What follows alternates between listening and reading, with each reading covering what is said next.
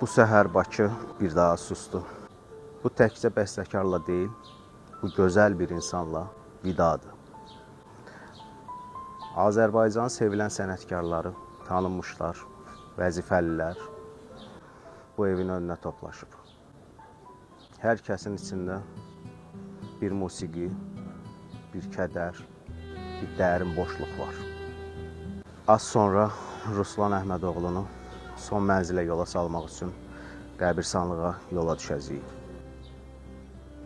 O sustu, amma onun musiqisi hələ çox yaşayacaq. Sən özün seç, axşam axşam, ya mən yanım, ya da ki atamı çox istədim, atamı ama adam istirahətə gedir, xoş qaydardı. Ay ustam, adam elə şərəfli adındır.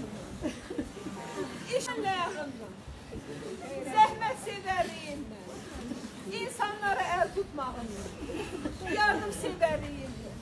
Balam, balam, balam, balam, balam, balam, balam, balam, balam. Ay ustam, balam, balam, ay balam, get rahat gel.